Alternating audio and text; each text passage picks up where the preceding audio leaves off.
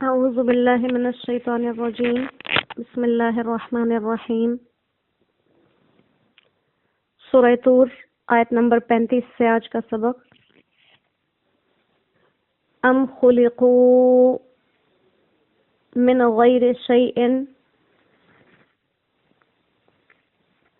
کیا وہ بن گئے ہیں بغیر کسی سبب کے اپنے آپ ہی؟ ام ہم الخالقون، یا وہ خود اپنے آپ کو بنانے والے ہیں؟ ام خلقوا السماوات والارض، یا انہوں نے بنایا ہے زمین اور آسمان کو؟ بل لا یوقنون، نہیں بلکہ وہ یقین ہی نہیں رکھتے۔ ام عندہم، کیا ان کے پاس ہیں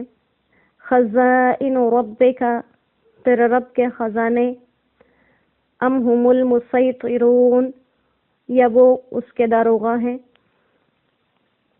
ام لہم سلم، کیا ان کے پاس کوئی سیڑھی ہے؟ یستمعون فیہ، جس پر وہ سن آتے ہیں؟ فلیأتی، تو چاہیے کہ لے آئے مستمعہم، ان میں سننے والا، بسلطان مبین، کوئی واضح سند۔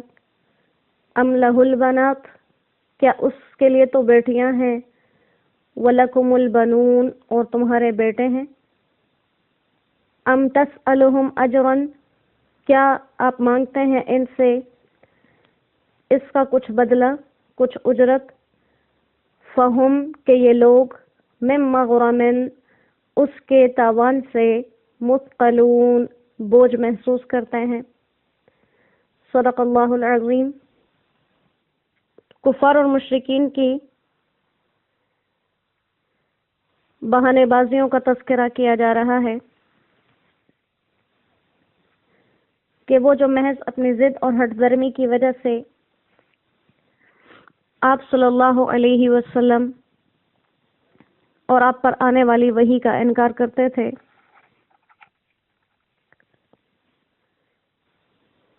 تو اس کے بارے میں ایک تو ان سے کہا گیا کہ اگر یہ قرآن آپ صلی اللہ علیہ وسلم نے خود سے بنایا ہے تو پھر کوئی بڑی بات نہیں، کیونکہ خود سے شعر و شاعری کہنے کے تو تم بھی عادی ہو، ایسا ہی کوئی کلام بنا کے لے آؤ، اور یقیناً ایسا نہیں کر سکتے۔ پھر ان کی ذات کی طرف اشارہ ہے کہ تم جو کسی رب کو نہیں مانتے، کسی رب کی بھیجی ہوئی وحی کو نہیں مانتے، رب کے بھیجے ہوئے نبی کو نہیں مانتے، کیوں؟ ایسا کیا ہے؟ اپنے آپ کو دیکھو، تمہیں کس نے پیدا کیا؟ کیا تم خود بخود بن گئے؟ تمہارے بننے کے پیچھے کوئی ذریعہ، کوئی واسطہ، کوئی انتظام نہیں تھا؟ یا ہم الخالقون، تم نے خود ہی اپنے آپ کو بنایا ہے؟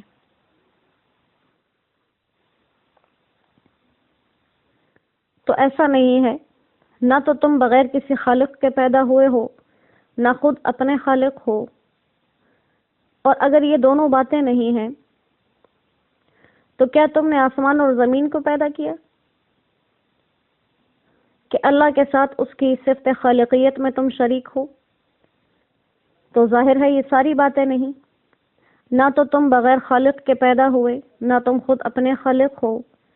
نہ تم اللہ سبحانہ و تعالیٰ کے ساتھ زمین اور آسمان کی تخلیق میں شریک ہو۔ تو اس بات کو سمجھ لو کہ جو شخص نہ تو خالق ہو، نہ خالق کا شریک ہو، بلکہ اپنے بننے میں اور اپنے ہر کام میں کسی خالق کا محتاج ہے، تو عقلاً اس پر لازم ہے کہ وہ توحید کا قائل ہو اور اللہ کے ساتھ کسی کو شریک نہ بنائے، کیونکہ توحید کا انکار تو وہی کر سکتا ہے جو صفت خالقیت کو اللہ کے ساتھ مخصوص نہ سمجھے یا اپنے مخلوق ہونے کا منکر ہو جائے، اور ظاہر ہے کہ یہ لوگ اس چیز کا انکار نہیں کر سکتے تھے۔ جب اپنی ابتدا کی طرف دیکھتے تو اندازہ ہو جاتا کہ ہم تخلیق ہی ہوئے ہیں، ہم پر وہ سارے دور گزرے ہیں جو کسی مخلوق پر گزرتے ہیں۔ اور جب یہ لوگ اس چیز کے اندر غور و فکر کر کے سمجھ جاتے تو پھر ان سے کہا گیا کہ یہ جو تم ان تمام چیزوں کو جاننے کے باوجود انکار کرتے ہو تو وجہ یہ ہے کہ ساری کی ساری تمہاری جہالت ہے، کیونکہ تم لوگ اصل میں بات یہ ہے اپنی جہالت کی وجہ سے توحید کا یقین نہیں کرنا چاہتے، کیونکہ تم اس بات میں غور کرنا ہی نہیں چاہتے کہ خالق اور معبود میں ایک چیز ضروری ہے کہ وہ خود بننے سے پاک ہو اور وہ دوسروں کی عبادت سے بھی پاک ہو، اور ظاہر ہے یہ صفات تمہارے اندر تو موجود نہیں، لہذا اس طرح سے جو تم کہتے ہو اللہ کو خالق اور مالک نہیں مانتے، پھر اس کے ساتھ ساتھ تم یہ کہتے ہو کہ یہ نبوت اگر ملتی ہی تو آپ صلی اللہ علیہ وسلم کو ہی کیوں ملی، ان لوگوں کو ملنی چاہیے تھی جو مکہ اور طائف کے سردار ہیں، رؤسا ہیں، جیسے کہ بہت سی دوسری سورہ مبارکہ کے اندر یہ مضمون گزرا ہے کہ وہ لوگ کہتے تھے کہ اگر یہ نبوت یا یہ اسلام یا یہ دین یا قرآن ان چیزوں میں کوئی بھلائی ہوتی تو جیسے دنیا کی باقی سب بھلائیاں یعنی مال اسباب دولت ہمیں ملے ہوئے تھے خاص طور پر، ایسے ہی یہ نبوت بھی ہمیں ہی ملتی یا فلاں فلاں سردار کو ملتی جیسے اس کو سرداری ملی اور مال اور دولت ملی۔ تو اللہ سبحانہ و تعالیٰ فرماتے ہیں کہ کیا ان لوگوں کے پاس خزائن و رحمت ربک، تمہارے رب کی رحمت کے خزانے کیا ان کے پاس ہیں؟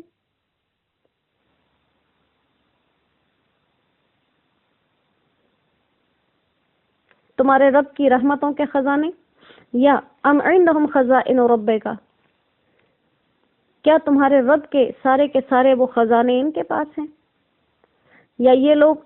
یقسمون رحمت ربک، تمہارے رب کی رحمت کو تقسیم کرنے والے ہیں؟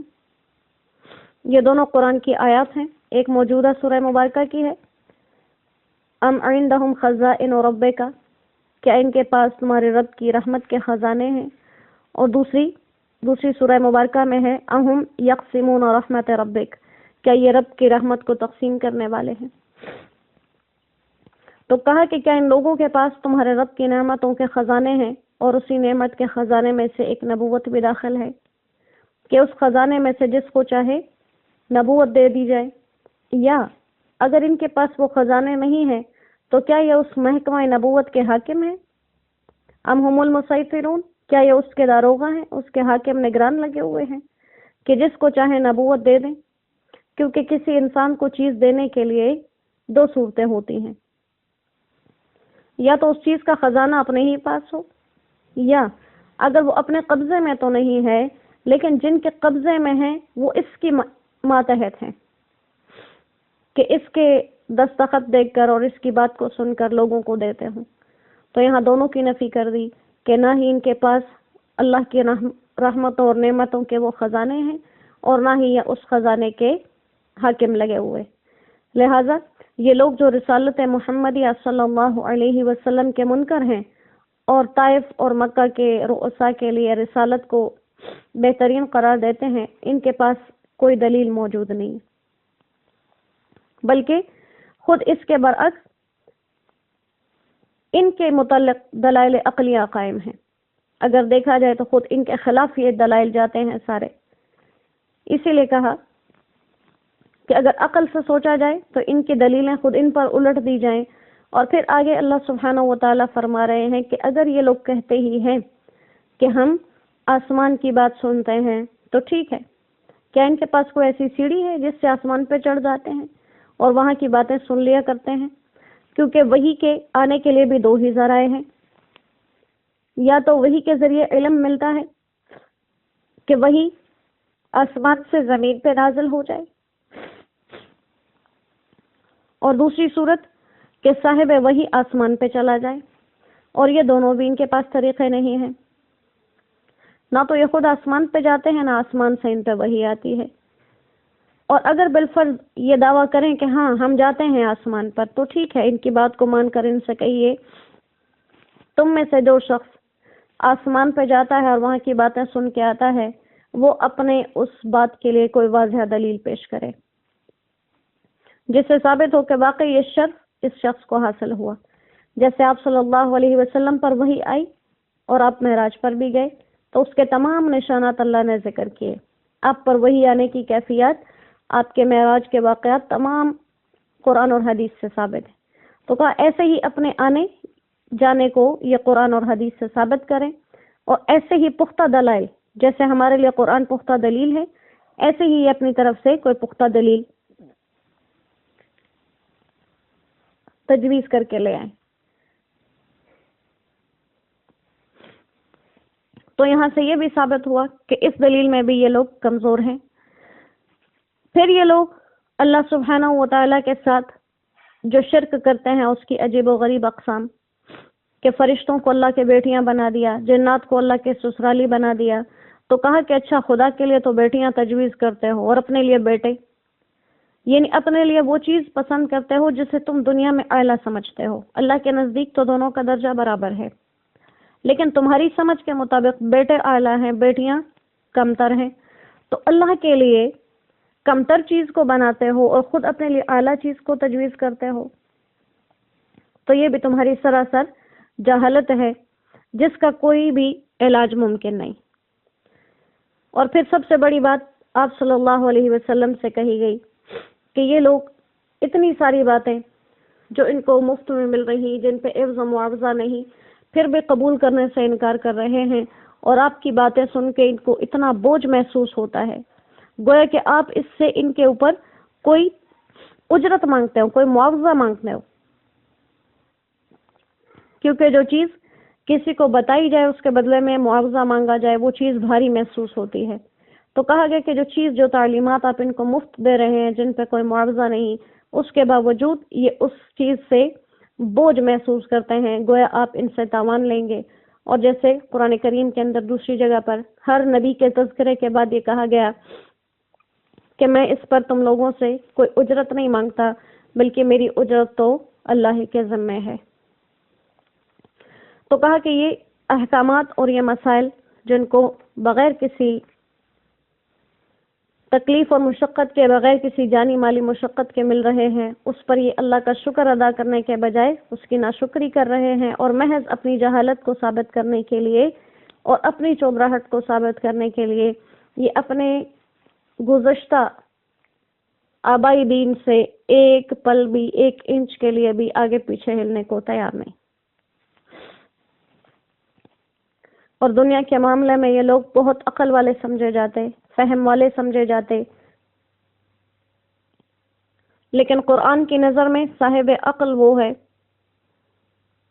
جو اللہ کی بیان کردہ نشانیوں سے اللہ کو پہچانے،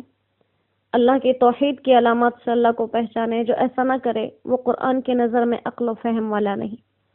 تو اللہ کریم ہمیں ان تمام جہالت کے معاملات سے دور رکھیں، محض اپنے فضل و کرم سے اپنے پیارے حبیب محمد مصطفیٰ صلی اللہ علیہ وسلم پر جیسے ایمان لانے کا حق ہے ویسے ایمان ہمیں اللہ نصیب فرما دے، اور ہماری دنیا اور آخرت کو قرآن کے ذریعے سے روشن کر دیں۔ قرآن کو اللہ ہمارے دلوں کے لیے بہار بنا دے اور ہمارے آنکھوں کی نور اور دل کا سرور بنا دے۔ وآخر دعوانا ان الحمد للہ رب العالمین۔ السلام علیکم ورحمۃ اللہ وبرکاتہ۔